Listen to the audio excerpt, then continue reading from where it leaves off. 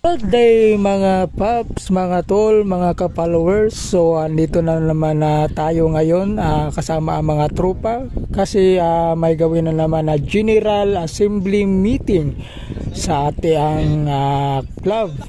So nandito tayo ngayon sa BRC Village, Catalunan Pequeño, Davao City. Kaya kita natin sa ating video no, na nagsisimula na ang meeting. Bago ang lahat na pakilala muna ang isa't isa sa aming tropa. Kaya andito sila ngayon nakikinig sa ating leader.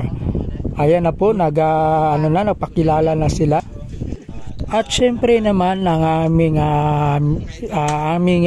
meeting ngayon, agenda is yung parating na mga event katulad ng joyride.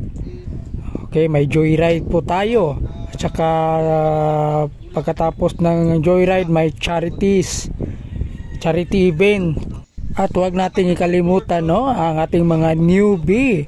Welcome po sa Certified Riders Club mga newbie. Patuloy lang po tayo sa pagsuporta. Kaya ang dapat gawin ay mag-attend lang tayo ng 2 meeting at saka 2 charity ride. A few moments later. Siyempre, hindi naman natin yung makakalimutan. Siyempre, may kainan. Ayan, pagkatapos ng meeting, may kainan tayo. Ayan, kumakain na yung mga tropa natin dyan. So, masarap pa ang ulam. So, salamat pala sa mga nag-prepare nitong pagkain para po sa lahat na nandito ngayon. Kaya ang sarap talagang magkasamang kumakain, lalo na ganito ang ulam. Wow! Later. Syempre, hindi rin malilimutan yung ating paboritong laro katulad nitong basketball. Kaya hindi makapaghintay itong ating trupa sa Certified Riders Club. Ayan, kitang-kita natin na ang ganda ng laro nila. Ayun ayan, si Iris naghahanap ng sureball mo naman sana.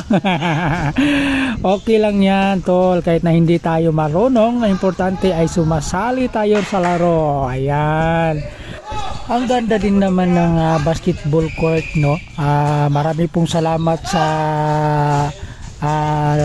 BRC Village na pinapagamit nila itong gyms.